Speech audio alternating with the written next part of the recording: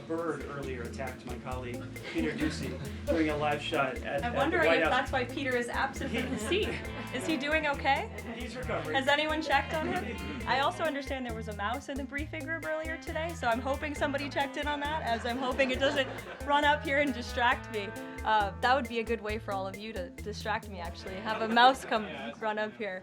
Why is he optimistic that China's going to make a deal, or wants to make a deal? If they're not talking, where's that optimism? As a follow-up to that, what do you say to people like Shark Tank's Kevin O'Leary who say, you guys simply haven't tariffed China enough?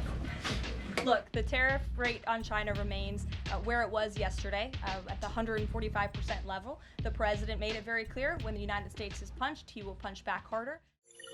Good afternoon, everybody. Happy Friday.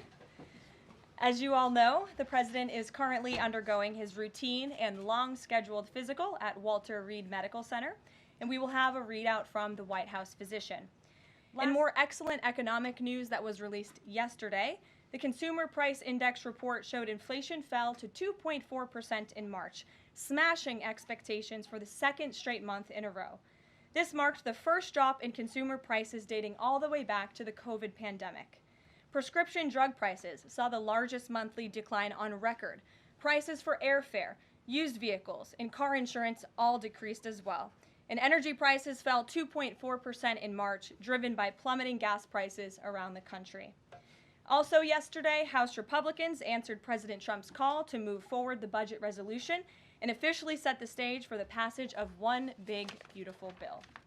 The American economy will boom after this bill is passed and the rest of the president's pro-growth agenda goes into effect. The largest tax cuts and deregulation in history, coupled with our energy industry unleashed and renegotiated trade agreements that put America first, are the ultimate formula to usher in the golden age of America. On that note, more than 75 countries have now reached out to the Trump administration, eager to address the trade issues that have exploited America and hurt our workers in the process. The phones have been ringing off the hook to make deals, and these countries wisely heeded President Trump's warning not to retaliate, and as a result, they were rewarded with a 90-day pause and substantially lower reciprocal tariff rates during this period so potential solutions can be achieved. Past presidents just willingly accepted the failed status quo on trade that ripped off our workers and our companies, but that's not who this president is. He creates his own leverage and negotiates deals better than anyone else who has sat in the Oval Office before him. And that process is currently underway. Thank you. For my next question, I actually want to give a voice to the American people. I sourced a question from one of my listeners. Her name is Bryn. She is from Oregon. And she asked, what, if any, plans do you have, the administration, for the money that will be generated by tariffs imposed on foreign goods? How will the administration facilitate the development of American industries when many critical components, labor, parts, etc., are much cheaper and more feasible from foreign entities? It's a great question from your listener, and I want to thank her for submitting it to you to ask. That's the part of the new media seat is so that everyday Americans across the country have a voice in this room. So thank you again for being here. Thanks for the question. The president's point about his trade and tariff agenda is to bolster our manufacturing industries here in our country, to bring down the cost of living here in our country, and to ensure that we are maintaining critical supply chains here in America. We cannot be dependent on countries like China if we want this country to be strong and wealthy. So the president wants to restore wealth to America by shoring up these jobs here at home, which will result in good paying jobs and higher wages for the American public. And so Americans should trust in that process. He effectively implemented tariffs in his first term while driving down the cost of living in this country, and that's what he's focused on doing again. Thank you. As a follow-up question, could I just ask, are there any specific ideas that the administration has as to what that revenue, specific tariff revenue, will be used for? Yes, to the heart of your question, the president has spoke about the trillions of dollars that he expects in revenue from tariffs and how we can use it to pay down our debt and to ensure that we are no longer faced with a crippling national debt in the trillions that is going to bankrupt our nation for future generations. So that money coming back home will make America in the green rather than in the red, which any small business owner across the country, I believe, can appreciate. Thank you so much. Thank you. Kelly. Thank you. Sure. Thanks, Caroline. President Trump has said China wants to make a deal on tariffs. The president says he has a great relationship with Chinese President Xi. He's willing to speak with him directly. Why doesn't the president just pick up the phone and get this ball going? All of the things the president just said are true. The president, as I said from the podium just a few days ago when I was up here, would be gracious if China intends to make a deal with the United States. If China continues to retaliate, it's not good for China. The United States of America is the strongest, best economy in the world, as evidenced by the more than 75 countries who have called the administration immediately to cut good deals. So the president wants to do what's right for the American people. He wants to see fair trade practices around the globe, and that's his intention and his goal. So is he waiting for China to make the first move here? I'm not going to comment on communications that are happening or may not be happening, or either way. We'll leave it to our national security team to get these discussions underway. And as always, in the effort of transparency, we will provide updates moving forward. But the president has made it very clear he's open to a deal with China.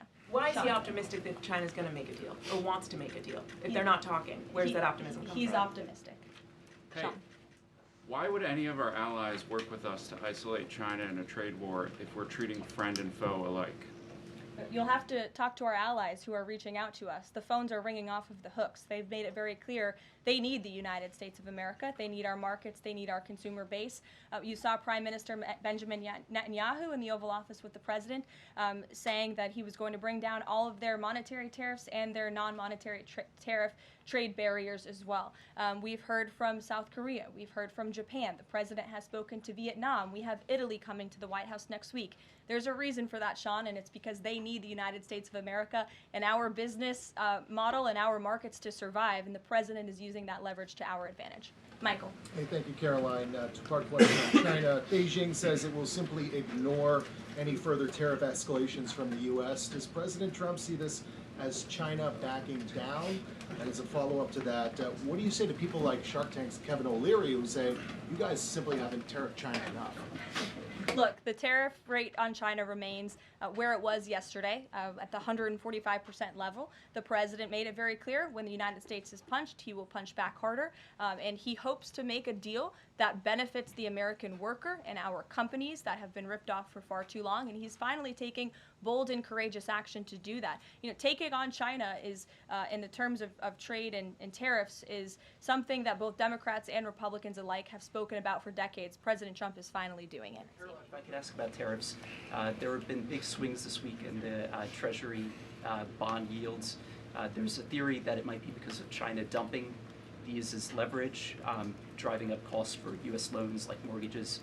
Does the White House have evidence that this is in fact a result of Chinese dumping, and if so, is there a message on that? Not to my knowledge, but I would check in with the Treasury Department on that. I can tell you I know our Secretary of Treasury, Scott Bessent, is keeping a very close eye on the bond market.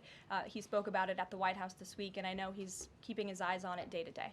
Ed. Thanks. Thank you, Caroline. So the administration, I have an administration source who's telling me that we're weeks away from the first deal with the country over tariffs.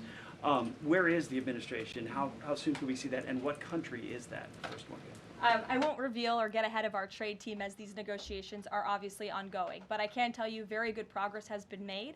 Jameson Greer was on television this morning, and I spoke to him, and he confirmed that more than 15 offers are already on the table, which is remarkable in just a mere matter of days. And as I said earlier, we've heard from more than 75 countries around the world. This is a team effort. The president has a team of great, brilliant advisors who have been with him every step of the way, and all of them will be divvying up the workload. And I just want to give the president and his trade team credit for taking this on. This is a massive undertaking. There's no doubt about it. We take it very seriously. The president is determined to renegotiate global trade on behalf of American workers. And again, you've seen people on both sides of the aisles calling for this for years, but I think no other president lacked the courage or maybe the work ethic or the stamina to take on such a task. And I know there were some questions about the president's delayed departure earlier to Walter Reed. I'd like to address it was because he's working on this very issue, so he was running a bit behind this morning. On the 90-day pause, what would the president need to see in order to extend that 90-day pause for countries on tariffs? Well, I think the president addressed this yesterday when he said he's hoping that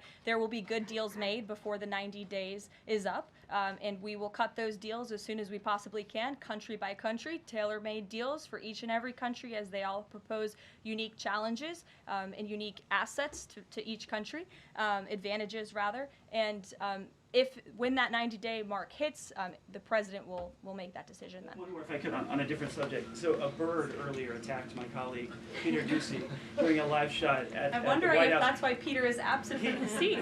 Is he doing okay? He's recovering. Has anyone checked on him? He's recovering. Is anyone looking into that incident? I could check in with GSA to see if anybody here is looking into it. I also understand there was a mouse in the briefing room earlier today, so I'm hoping somebody checked in on that, as I'm hoping it doesn't run up here and distract me. That would be a good way for all of you to distract me, actually, have a mouse come run up here. So I'll get an answer for you on that, out of respect for our good friend Peter. Jeff? Why is American consumer confidence so low? Look, I think there's a great optimism in this economy, great optimism for the American people, a lot of reason for people to feel optimistic. The president is, as I just said, trying to renegotiate the global trade agenda that has ripped off the American people for far too long. As he said, this is going to be a period of transition. He wants consumers to trust in him, and they should trust in him. Look at what he did in his first term. And I just want to reiterate all of the reasons to be confident since you asked, Jeff. For those watching at home, yesterday the CPI report, inflation declined massively. Consumer prices are dropping for the first time in years. Energy prices are down. In fact, oil prices are down 20% since this president took office. Wholesale prices fell again. There have been trillions of dollars in investments into this country. Every day the president is signing executive orders to cut regulation, especially when it comes to Environmental Protection Agency, our energy industry. That's going to unleash the economic boom in this country that we saw in the president's first term. So trust in President Trump. He knows what he's doing. This is a proven economic formula. Jennifer.